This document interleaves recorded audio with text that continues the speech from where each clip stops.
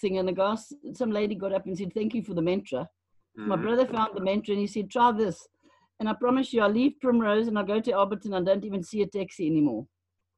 Interesting. Because I'm saying my mantra, I don't even notice the taxis. And what do you say? It's I don't know, it's Nam Mia Ho Ringa Chia, which I think is God is good, God is yeah, or something. Okay, yeah, I know Nam Myoho Renge Kyo. It's the Nichiren Buddhist chant. My wife Deborah was a Nichiren Buddhist. She's now. How's it, Debbie? Hi, Debbie. Hi, Jean. Hi, Jono. Glad you can make it. Did your appointment get cancelled? Yes, it did. So lucky Yeah. in a way. Yeah. So Jean was just talking about Nam Myoho Renge Kyo, which is remember I mentioned Deborah does a practice. She used to be a Nichiren Buddhist. Yes, yes. Yeah, so that's their chant. It's a Japanese chant. It means I surrender to the will of the Lotus Sutra or something. I'll look it up. There you go. Okay. So he's obviously a Nichiren Buddhist because it's very specific to that Nam Myoho Renge. So I've said that many times. There we go. Meaning Nam Myoho Renge Kyo, meaning phrase which is expounded. 13th century Japanese Buddhist monk called Nichiren. I devote myself to the mystic law of the Lotus Sutra, or the more traditional, the wonderful Dharma of the Lotus Flower teaching, however you want it. But what he said was that phrase, kind of encapsulated the whole tradition of the true Buddhist tradition, which was based on the Lotus Sutra, according to him. So if you said that, you were kind of bringing in all the wisdom of the Lotus Sutra into your life. No, I'm always a little bit skeptical of these things. I think it's more when you do this kind of thing. It's not so much what anyone else says the word means. It's really just a practice. If you do that, it puts you into a different state of mind. Because I've done quite a lot of this chanting. You used to do it with my wife when she was practicing, and it's a spiritual practice, just like meditation. You go into an altered state, and it opens up a part of your mind that wasn't open before, and in that state you can then have insights, deal with problems. It's a meditation technique, really, to put you into and it closes the part of the mind that's shouting at the taxis. Yes. Yeah, exactly. So it's a mantra. It's the same as the breath is a mantra, or a word. When I did TM, they give you a Sanskrit word, which is your mantra to say over and over again. And it's not actually that important what it means, but the process of doing it kind of calms your mind, takes your mind into a different place where there's no the monkey mind's kind of shut up, and so yes, then your perception changes, and you don't notice the things that seem to annoy you. So it can be a very useful technique to just go Myoho Renge Kyo, and if it works for you. But then you could also just breathe and focus on your breathing. You could breathe and use the course lesson. My meaningless thoughts are showing a meaningless world. They're all versions of the same thing, really. Just trying to interrupt your pattern. So I think that's the most important thing, hey? It's interrupting that pattern. Yes. That pattern is the problem. Yeah, it's the ego's pattern, and so there's many techniques to interrupt it. Any spiritual technique is really an ego pattern interrupt if it's effective. Mm-hmm. So you find what works for you, and there's certain things that are going to work better generally, and there's certain things that are going to work better for you. So for years, Nam Myoho Renge Kyo really worked for my wife, but then she sort of moved on in her understanding, and she started studying the course, and she was like, "This doesn't really work for me anymore," because I've moved on to another place, and I'm working with the course, and I'm practicing the course lessons. And so that now becomes, my practice, and I work with that as my spiritual practice. So I think we've got to be very careful of getting hooked into that's the way, that's the modality, because that's what religions do. It's like that's the only way, and this is the the practice, and that's kind of set in stone. that's not really the case. You know, I've always been pretty multidimensional and gone, okay, so what works? You know, try a bit of that, try a bit of that. What works for me? And also be willing to evolve it. You know, so if you're still doing the same thing you were 5 years ago, like, where's the evolution? Where's the growth? You know, I'm still practicing the course. It's the practice that works, because nobody wants to practice. Yeah, you have to practice. If you don't do it, yeah. if you don't do the work and you don't put in the time, then nothing happens, because you have to actually, you know, it's like you do it. You do it. That changes your mind. That changes your state. If you keep doing it, that starts to rewire neural pathways and your biochemistry, and everything starts to now move in a different direction. But you have to repeat it over and over. That's why it's called spiritual practice. So just doing it once. I mean, I remember I don't know if I've told you this, Gene, but I did some work earlier this year with a psychiatrist, and we tried to, you know, get into a psychiatric clinic. And you know, I was saying, well, you know, we do it every day, Monday to Friday. They get a meditation once a day for 20 minutes, and the night staff get a meditation, because you need to do it every day. So, oh, well, you know, maybe we, and then it, you know, there was a little bit of resistance. Some people loved it, but some people didn't. And in the end, the hospital decided not to accept our proposal and, you know, roll it out and pay us to implement it. And so it was, oh, well, you know, maybe we need to do it maybe just once a week or something. I'm like, but that kind of, you know, what's the point? Like, once a week's not really gonna. Then it's lip service. It's like, yeah, okay, we'll do meditation once a week. Everyone can come in for half an hour, and then off they go, and they don't. So it doesn't really work. It has to be a daily practice to really start to change mindset and change behavior. And it, funnily enough, it was actually, you know, effective. There was a shift, but they chose to focus on the disruption to the existing routine, and that, you know, there were nurses who weren't happy with it, and so no, let's just stick with the status quo. And also, Sorry, Jane. I say they're still moaning, those ones. But the thing is, also, don't forget that they don't want the patients to get better. Remember that. That's the underlying one. I know I'm being ugly, but that is the truth. That too.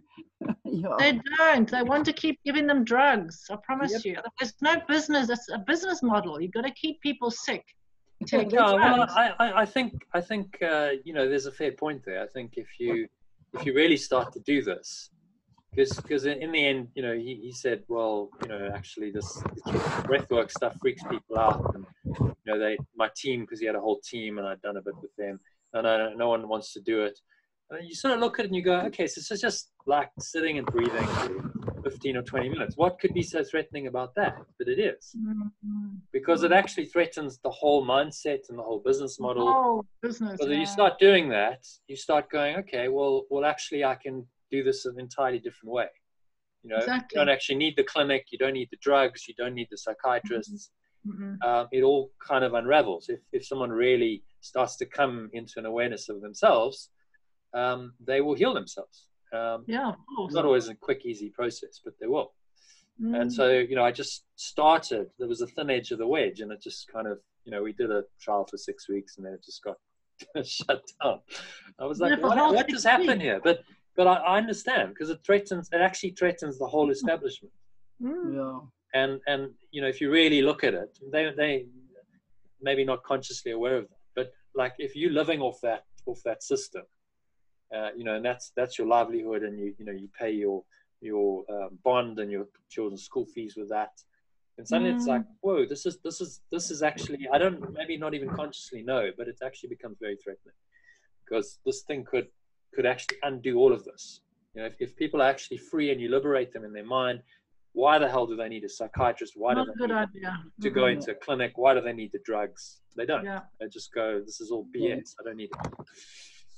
So yeah, I did the feng shui for a psychiatrist in the Westfall Hospital here, and we got on quite well, and we went for tea and to meet his friend who worked in. He could still work there in St. Augustine's Hospital, and the guy was a little bit late arriving, and he got and you could see he was clearly irritated, completely irritated. We said, what's your problem? He said, you know, you're late, but we can understand. He said, I was in a meeting, a board meeting at St. Augustine's. And he said, they said we're not doing enough operations. And that's not just one person. Hey, I've heard that from many, many, many. And he was very upset because, you know, I did his numbers, I did his house as well. So I know that he's a true healer. You can tell people who are true healers. And now having to give people operations, he was an ear, nose, and throat guy. Now having to take people's adenoids out unnecessarily or take off the tonsils. It's wrong. Of course, because they've got to fill these rooms, you know. They've got to fill the rooms. And one guy was asleep. Sorry? They're all fast asleep. Those people are not conscious. The medical profession is not conscious. No, they're conscious. They're very conscious. They know what's going to help people and what's not. No, they know where the money comes. They know where the money is. Yeah? That's why they're unconscious. They train their people to literally not listen. They train their people so that if somebody starts to talk about homeopathy, they're laughed out of the school. That's how they train them. So they're very clever. They might be unconscious spiritually, but they're very conscious. Yeah. They're unconscious spiritually because if they were conscious spiritually, they wouldn't be able to do that. No, not at all. Absolutely. Well, what it is it's it's an entrenched kind of ego mindset of like, right. Absolutely. We know exactly how the system works. You know, we're going to keep this in place because this is a in fact, it's trillion, the drug medical industry. Trillion. Yeah. I mean, so we have to keep this. We have to keep this whole thing going because there's trillions of dollars at stake, and there's big companies, and there's share prices, and big salaries and bonuses, and there's a whole thing that feeds off this system. And because I did question, said, well, why hasn't mindfulness and meditation really been adopted? And the answer is, well, because it will work to start undoing that whole system. So they went around the whole of America in the early 1900s, shutting down chiropractic chiropractic colleges, homeopathic colleges, naturopathic colleges, shut them all down. There's only a few now. The chiropractors have managed to fight back, but now they're trying to shut down the last of the homeopaths. Yeah. So they're very conscious of what is good and what is bad, Jean, is what I'm trying to say. They're very conscious of the good. They're conscious of that. Yes, they don't understand. Conscious of the good. They're clever, but they're not spiritually aware. Well, it's an inversion of truth, isn't it? Because they think complete inversion of truth. They think that actually their way is the right way.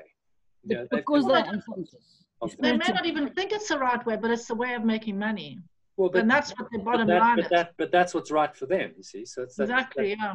Inversion of, okay, well, if it makes money and it supports the system, then it must be right, and we won't question it too much, because if you go there, it's not a comfortable place to be in. And if you're especially if you're in the system, you're a doctor, and now suddenly you start to go, hang on, I don't buy this. Well, no, the system's not going to like that at all. No. And you do get some kind of rogue doctors who kind of go, okay, actually, I do buy into some of the alternative stuff, but they ostracize. They're ostracized. They're trained to ostracize them. And then they have to go, and find some other way of making it, or go somewhere else, not within necessarily the medical fraternity.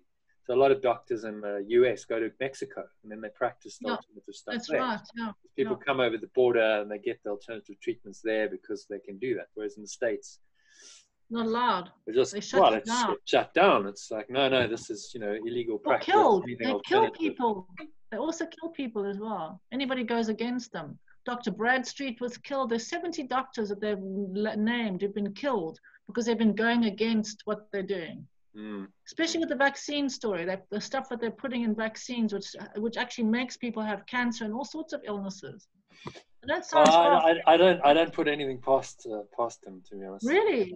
I want to tell you that I have a surgeon that sits around my kitchen table with a bunch of nurses, and when we tell our stories, he has no recollection of them being like they were. Okay, we've worked with him for years. And how do you mean, Jean? I don't understand. And okay, so we're all old. So one of the surgeons is still our friend. So around my kitchen table, we have lots of conversations, and when he joins us as a bunch of nurses, and we talk about patients that we nursed that stuck out in our minds, and he remembers them, but he doesn't remember the story like we remembered them. He sees the patient for 2 minutes, he writes up a and he leaves. I'm with the patient for 12 hours of the day. Yeah. So when we tell the stories, he's like gobsmacked because he is totally unconscious in that area. Yeah, yeah. But when he listens to us, he's waking up. So that's good. At least he's hearing it. Yeah, yeah. Yeah, well, it's interesting because you've been a nurse, so you see the inside of the whole. Yeah, you've been right in the belly of the monster. Yeah. And we Well, are I think nurses must have some kind of calling, because to do that, it's quite a spiritual calling, really, to be like, okay, I'll just care for people and be loving and compassionate, and it's not an easy job, and it's long hours, it's not well paid. So, and get nothing in return. You see, that's the problem. People want something in return. So if you call to the profession, you get everything in return, but not the way the modern. Yeah, it's not a physical material reward. It's level spiritual reward. Yeah. So I do, I admire you, Gene, I must say, because I spent sort of quite a lot of time in the psychiatric clinic, seeing how and it's not, I wouldn't like to work there. It's not a nice environment. No, it's a calling. Yeah. So but someone's got to do it. Hats off to you. Okay, so that kind of leads us into today's lesson, which is quite a good one. Have you read the lesson? Yes, I did. I haven't. Sorry. It's actually a very simple one. So maybe let's just, I'll share my screen. Let's just read it, because there's only about 4 paragraphs. We can just read it together, and then just do the actual lesson in the meditation. So Debbie, I replied to your email about the animals. Thank you.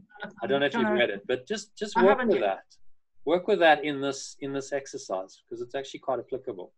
So there's obviously, what you're saying on the level of form. Yeah, I agree. I've seen that movie. It's horrific. But the course is not asking us to make exceptions to the rule that my meaningless thoughts are showing me a meaningless world. So it doesn't matter what the horrors are, whether they're human or animal or in whatever form. He's saying treat them all as the same, right? These are all the same. These are all unreal, and that's the only way you can really find peace with it. And the peace that passes all understanding transcends all of that. It's very easy to get sucked into these things, because on the level of form, you can go endlessly. There's horrors all over the place. Human beings suffer horrors. We don't have to contribute to it. Is what I'm saying. I get that. And so that's obviously a really big thing for you. And if it feels right for you, then do it. But be very careful of getting sucked into the whole thing, making it real, and judging the situation, judging others, because now that just creates a separation. I've encountered some quite militant vegans in my time. And it's like, I'm sure. But hang on, what are you doing here, right? So you're going vegan, non-vegan, right? If you're vegan, you're okay. If you're non-vegan, you're cruel, and it's like, hang on, you've just created a massive split in your mind and a massive separation. So that's just another ego device to create, to separate you from your brothers. And the course is trying to get us to transcend all of that. If someone eats meat, that's okay. If someone doesn't eat meat, that's okay, because they're still the divine Son of God, and I have to, I have to see that. I have to try and so what works for me doesn't necessarily work for someone else, but I've still got to see them as the Christ that they are. So the course tries to avoid, that's why it doesn't really go into the specifics of these kinds of issues. It just does a general blanket. Suffering isn't real. It doesn't matter what pain and what suffering someone or something is apparently experiencing. It's simply not there. My meaningless thoughts are showing me a meaningless world. It's the only way you can really deal with it comprehensively. Otherwise, very easy you get sucked into this. Oh well, no, animals are real and their suffering's real, and so on. So just be careful of that, because it's an ego device, just to suck you back into its clutches, really. And I'm not saying don't do what feels right for you. Like, you're obviously vegetarian, but vegan, yeah. So that's for you. That's absolutely the right thing to do. I did actually try vegetarianism for about a year, but I found I got quite weak and anemic. It didn't really work difficult for me. You've got to eat quite carefully. Yeah, people. Well, that's possibly because you need to then have the protein in another form, and I wasn't getting that. Yeah, you got to. And then in the end, I was like, well, I'm just kind of gonna go with the flow. I then met Deborah, and she eats meat, and she's cooking, and I'm, so now I'm gonna make her cook something different just for me, and so I just kind of I let it go and went. Jesus actually did.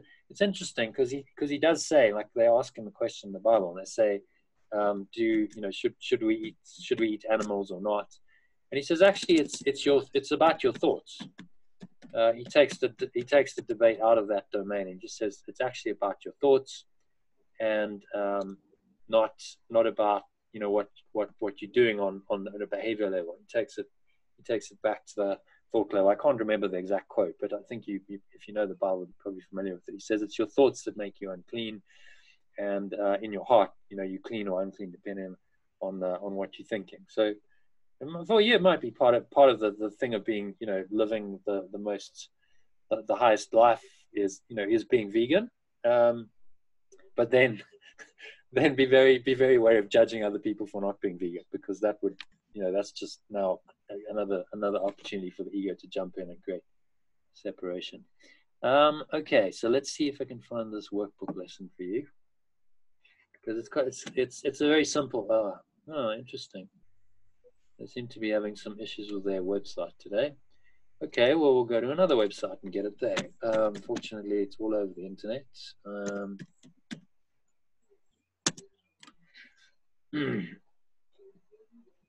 Which is actually the fantastic thing about the course, is that it's free. It's freely available. You can just pull it up on any number of different sites and study it, which I think is quite amazing. Actually, I think there was some kind of divine design behind that, because they didn't publish it. Lesson selector, or let's go to lesson selector. When they first published it, they didn't publish it with a copyright notice. Yeah. And so that's why it was then ruled that it actually went to court. There was this Foundation for Inner Peace, which I'm on their site at the moment, went to court against another sort of organization, guy called the Master. He called himself the Master Teacher, which was a bit dubious of. And he took them to court and said, no, actually, this should be freely available. And he won.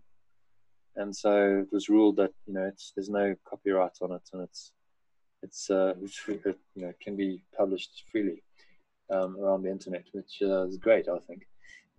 Okay, so there we go. We've got that. My meaningless thoughts are showing me a meaningless world. I'll share the thing. Share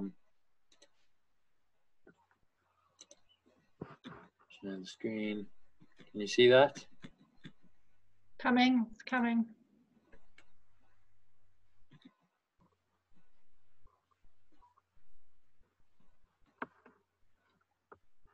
Yeah, it takes a bit of a while sometimes.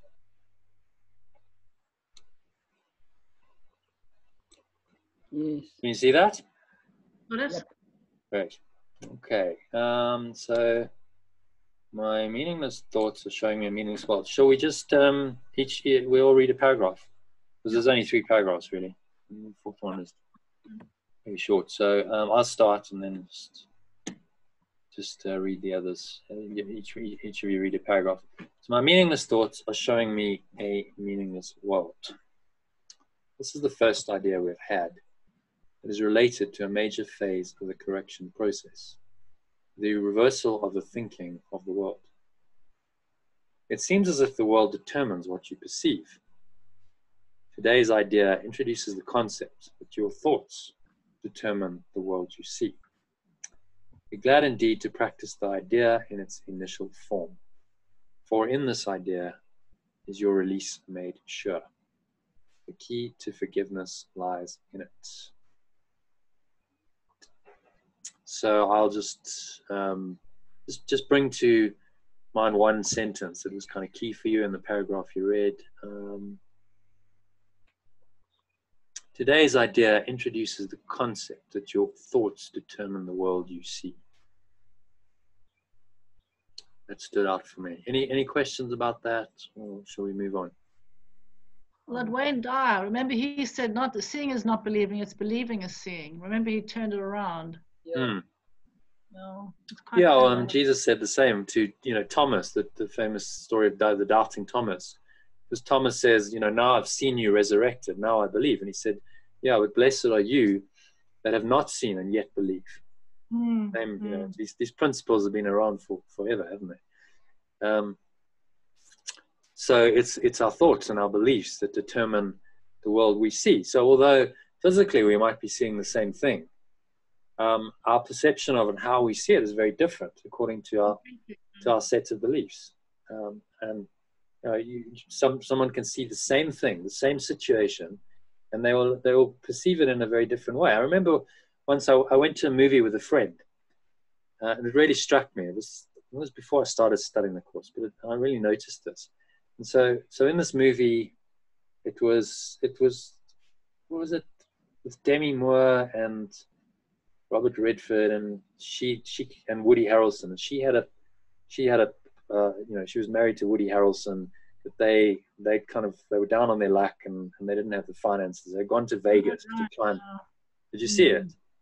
I did, and is he going to pay her money to sleep with him? Yes, exactly. And they did the deal, and obviously it was a whole drama that happened in the relationship, and eventually they got back together. But during the course of that, do you remember he had a sidekick? Robert Redford had this old guy who was this kind of right-hand man. I don't remember it well. I just remember the theme of it. Yeah. Yeah, but I remember this particular incident largely because of my friend's reaction to it. And so we're both watching the same movie, and the sidekick goes into Woody Harrelson's house, and he sees all these pictures of he'd taken the photos of them and he'd torn them in half. So there's a photo, and he's looking at the photo, and the one half is Woody Harrelson, the other is Demi Moore, and he's torn it in half. And the guy smiled, and I interpreted that as he's just smiling in a kind of a recognition of what the guy's going through. You know what I mean? It's kind of almost a compassionate smile. It's going, like I get what's happened here. The guy's gone through hell, and I think he was passed out drunk. He was drinking, because he's going through all this emotional turmoil. And the guy, it was kind of a thing of compassion. And then after the movie, my friend said, "Oh no, that guy was such an arsehole. He was such a bastard." I said, "Why?" And he said, "No, because he was like laughing at the guy. He was taking the mickey by laughing like that." And so it was exactly the same situation that we both saw, same movie, and yet he saw it completely differently from me, because of a set of beliefs. Because he had a different wiring, he had a different belief system. Okay, well, that's what people do. And actually, we subsequently broke up as friends, largely because I think we didn't share the same thought system. But it was very interesting to notice that, and you see that all the time. People see the same thing. Car accidents are the same. Not one person, not all people see the same. Nobody. Another example of that. So, my parents like a program called Blue Bloods. So every now and then I like, I'm on the way through and I stop and I catch a couple of minutes of it.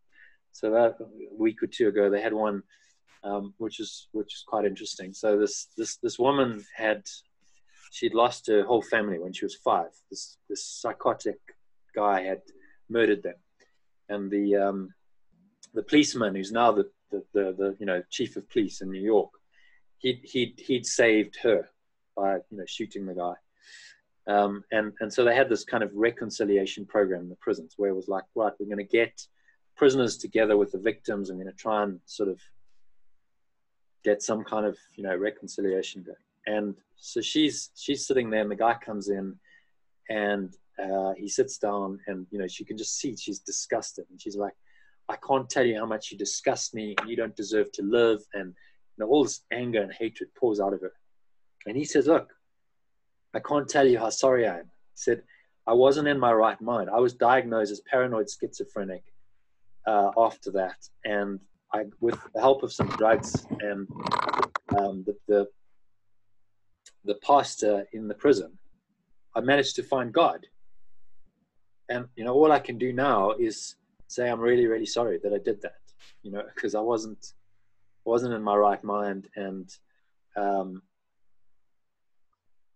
you know, can you forgive me? And she was like, no, I will never forgive you. You deserve to die. I hope you go back into your cell and you slit your wrists. And it was like, I was like, wow.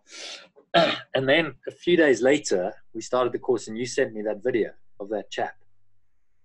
Yes, the Muslim guy. Pretty much the same case. Whole family wasn't killed, but it was his son. So it's on the same kind of scale. And totally different reaction. Not, I hate you and you deserve to die. I have compassion for you and I feel really sorry for you that you have to go through this, you know, traumatic experience, even though you killed my son. And most people go, well, absolutely, you know, you deserve the death sentence. No. Mm-mm. So it's same thing, but people react totally differently depending on what they believe. Yeah. It's, you know, that's, so we create the reality through our interpretation and our perception and our response to everything. I want to do a survey on belief systems and behavior, especially at hospice, because I don't think any of us know what we believe. Yeah. Yeah. We don't. And also beliefs are hidden as well, because beliefs are hidden things too. You don't often know that you believe them, actually. Yeah. Yeah. And the course is really just a process of going within and doing inquiry into your beliefs and saying, okay, so what do I really believe? Yeah. Like really, at the very core of it, what's actually going on? And starting to get to that core level of, okay, so what's my fundamental belief system or life operating program? And, you know, in most people's case, it's the ego. And if you really start digging into that, you start to see death and attack and murder and fear and hatred. It's all in there, because that's the foundation of the ego's thought system. So it's a difficult path.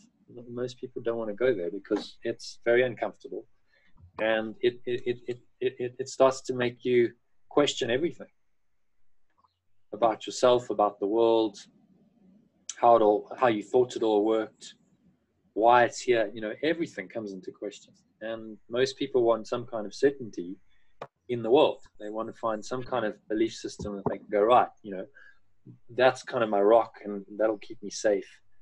And so there's been many invented various religions and, you know, even commercial capitalism, you know, the idea that I can buy stuff that's going to satisfy me. That's a belief system, isn't it? Yeah. But in the end, the course is saying there's only one thought system that's going to work, and that's the thought system of the Holy Spirit that takes you back to your source. It takes you back to oneness. Nothing else is going to cut it. Okay, so do you want to read the second paragraph, Debbie? Are to be undertaken somewhat differently from the previous ones. Begin with your eyes closed and repeat the idea slowly to yourself. Then open your eyes and look about, near and far, up and down, anywhere. During the minute or so to be spent in using the idea, merely repeat it to yourself, being sure to do so without haste and with no sense of urgency or effort. Okay, so that's just really an instruction. We'll do that just now. But what I do notice there is that you said that quite fast. Yeah. Read it quite fast. Do you always do that? I do read fast, yeah. Do you speak fast as well? I speak fast too, yeah. Do you tend to get quite rushed? I'm always rushed. It's terrible, and I try and slow myself down, but I get into a state and I'm rushing. It's terrible. Yeah. So just as a practice, like when you read this, if you're reading it aloud or you're reading it to yourself, just try and slow down. So read it again and just try and like really slow it down to just like, okay, now I'm just going to read it in a comfortable pace, pause, do all that kind of thing. Okay. Want to try it again? Okay. You don't want me to read another one? Okay, I'll read this one. No, yeah, read the same one. Okay. And just notice how different that is for you. Okay. The practice periods for today's idea are to be undertaken somewhat differently from the previous ones. Begin with your eyes closed and repeat the idea slowly to yourself. Then open your eyes and look about, near and far, up and down, anywhere. During the minute or so to be spent in using the idea, merely repeat it to yourself. Be sure to do so without haste and with no sense of urgency or effort. So how did that feel? That's much better, much better. Yeah. Just more. I mean, if you notice how I read it, and if you listen to David Hoffmeister, so I'm just moving outside because we can do a little meditation now.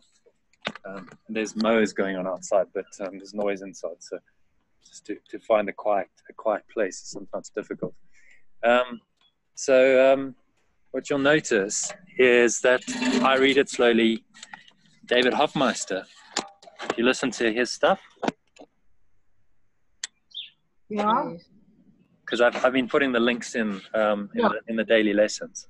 Yeah, definitely.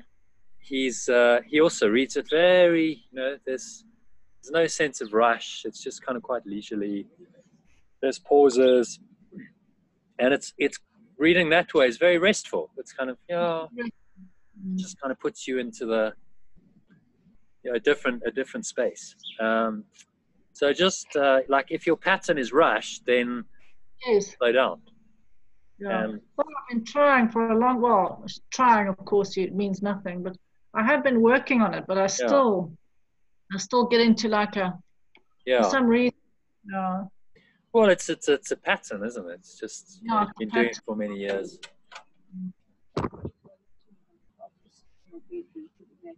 Oh, right. Okay. So just be conscious of it, and then go. Okay, so I'm noticing. Pause, breathe. Okay, slow it down. Slow my speech down. If you're speaking to people, clients, whatever, just start slowing it down. Like I asked you to prompt me in the discussion sessions. Yeah. Because it's very easy to you speed up. It's just like okay, just start slowing it down a bit. And some of the most effective communicators don't speak fast. They don't. I know, but you've got to catch yourself. It's quite deliberate, and you listen to Eckhart Tolle. I mean, he speaks sometimes it's almost too slow, but it's just like, there's this presence around his words, and he says something, and then he pauses, and then he'll say something else, and then maybe he'll have a 30-second pause, and he just sits there and he laughs. And he says, "Did that make you feel uncomfortable?" And everyone kind of, in the audience giggles because it's like, we're not used to these pauses. Just having silence is like, oh, hang on, we've got to fill the silence with something. Just work on it and just be conscious of it when you're reading these exercises. And if we do any reading like this, just try and slow down, because that was much that for me, if I'm listening to that was so much more. The second time, much more meaningful and restful. Yeah, no, you're right. Thank you. Did you find that, Jean? No, well, listen, I've got a different take on this, guys. The journey from your head to your heart is 6 inches long, and that's hard. The journey from the womb to the world is very hard on your head. And all human beings are born with minimal brain damage, of which mine is speedy speech. Okay? I can't slow it down. Okay. So that's my minimal brain damage. People have got to listen fast when I speak. I've tried for years and years and years and years and years to try to get it to slow down, but it's like that's what my brain does. Yeah. But I'll now focus on reading it slowly. Okay. Well, it's, just give it a go. There's no right or wrong, but just see how different it is. The idea of all of this stuff is if you're familiar with doing something in a certain way, try changing it and see what happens, because you've interrupted the pattern and you have a different experience. Eckhart Tolle's slow speech is minimal brain damage. You think so? I think so, yes. Well, maybe not. I think it's it's more got to do with just his state of mind, that he's like, he's restful. Yeah, he's just in that restful awareness state. And it's like, yeah, say that, and then there's a lot of presence, there's a lot of stillness, and so okay, I don't need to speak particularly, but I'll just sort of let the words come. Whereas, you hear some speakers. I mean, have you ever heard John DeMartini? Yes, God, he speaks so fast. Sure. I know. It's like, slow down, dude. It's so fast. It's like, I remember asking him a question once, because, he has these open sessions where he's, it's a free session, and then obviously he's trying to market his courses and stuff. And so I asked him this question, and it was something, I can't remember exactly what it was. It's a long time ago. It was something about love. And I kind of said, well, so what about, because he'd said something, I said, so what about love then? How does that fit in? Something like that. It's quite interesting, because it was almost like, for a moment, he actually paused. For about a few seconds, John DeMartini didn't say anything, which is quite rare.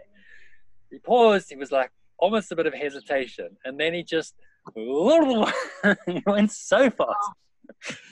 And he spoke for a minute or two, and I honestly don't think anyone really understood what he said, because it was so fast. It was so like I was at the end of it, I was like, what did you just say? Actually, I didn't really even clock that, because it was so fast, and I don't think anyone did, but that, that's actually a strategy. If you're not quite sure what to say, if you speak very fast and it all sounds quite intelligible, then people will go, oh, okay, all right. Kind of went over my head, but you're the expert, so it must have been okay. It must have been right. But also, you don't get it if people are talking too fast. No. That's the. You need to learn. We all need to learn to slow down. Yeah. The trouble is, you try and get too much across, and then you lose the person because you're talking too fast. Yeah. So please keep reminding me in the sessions, because Thank you. It's a bit like you get momentum. It's like a runaway train. You start getting momentum, and then you just go. And it's like and it gets faster and faster, and it's like, whoa, hang on, just pause, stop, breathe, just you don't have to speak so fast.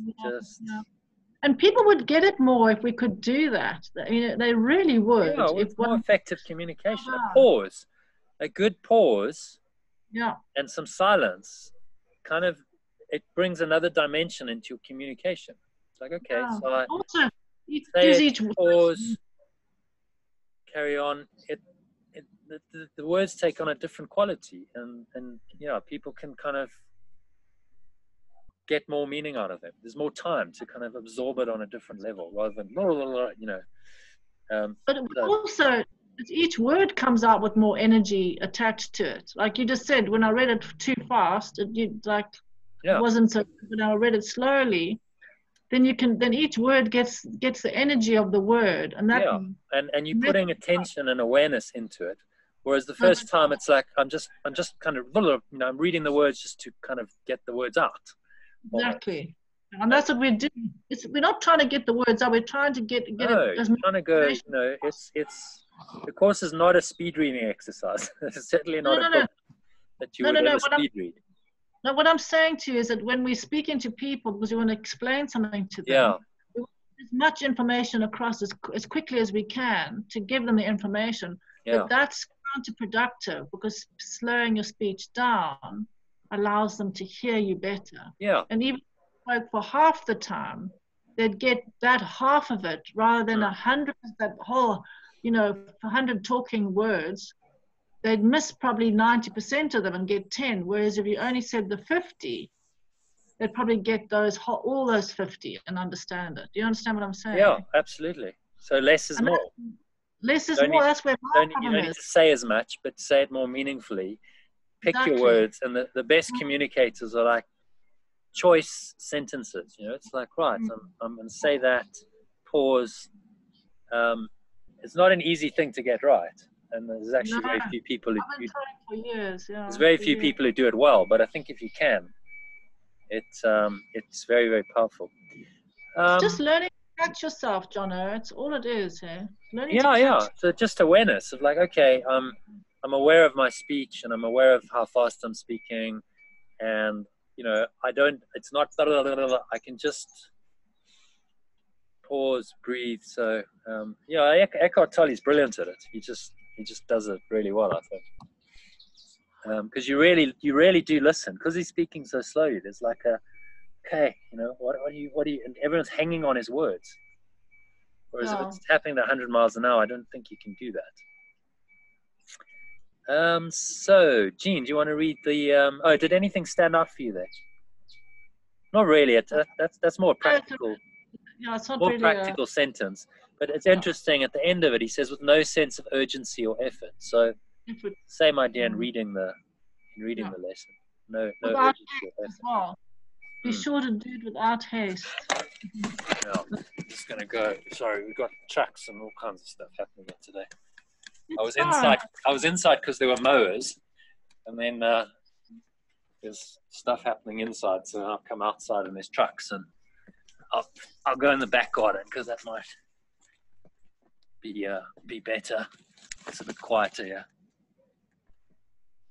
Okay, so Jean, do you want to read the next one?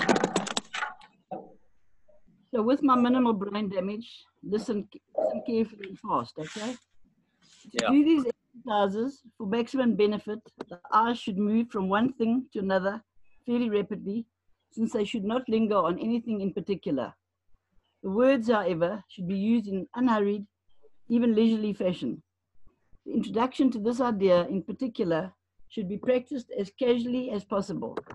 It contains the foundation for the peace, relaxation, and freedom from worry that we are trying to achieve.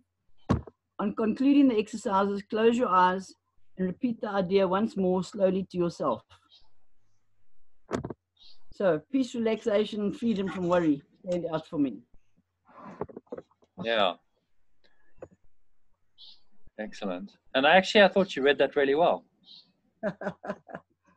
No, you did, because so one of the arts of it is you've got to pause when there's a comma. Because that's what a comma is. It's a pause in your, you go, the words, however, pause, should be used in an unhurried. Oh, great. Fantastic. I'm not really winning today, am I? Oh, shit. Drilling going on right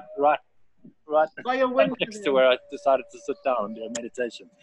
Let's meet tonight then, Jono. Don't stress. Let's just meet tonight.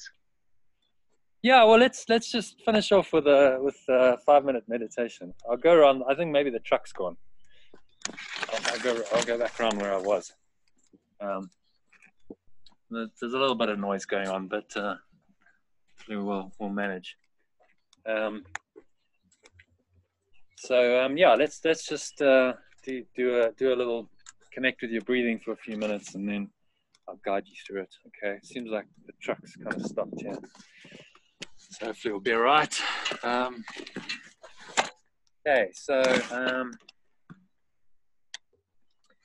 just as usual, connecting with your breath. Breathing in, breathing out.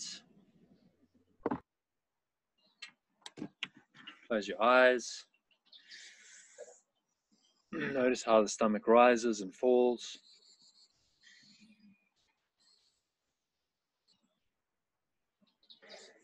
And just allowing yourself to sink in, just get a little bit more relaxed with every breath.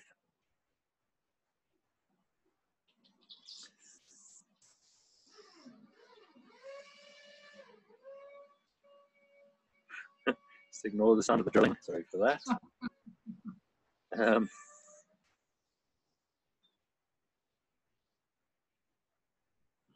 So sometimes noise can be disturbing, but you can always just use it as part of the practice of the meditation and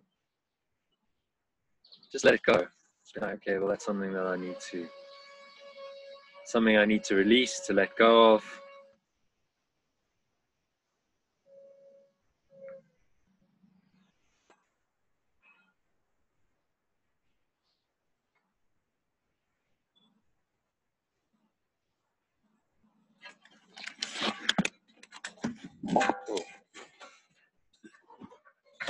away.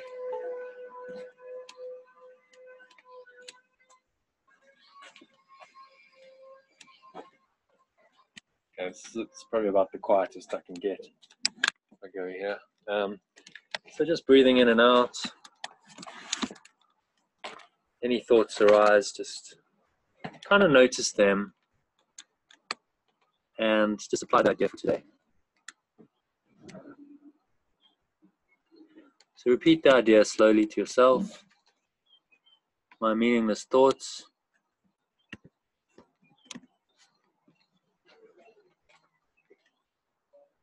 are showing me a meaningless world. And open your eyes and just look about you, near and far, up and down. Doesn't really matter anywhere. Just let your eyes rest on anything. Spend a minute and just look at everything pretty casually. Don't let your eyes linger on anything, pretty unhurriedly. And just say, as you look on something, my meaningless thoughts showing me a meaningless world. And look in the other direction. My meaningless thoughts are showing me a meaningless world. So it's making a direct connection between thoughts, what you're thinking, what you're seeing, applying this idea of meaninglessness to both of them. Do it one more time. My meaningless thoughts are showing me a meaningless world. And then close your eyes. Just repeat the idea once more. My meaningless thoughts are showing me a meaningless world.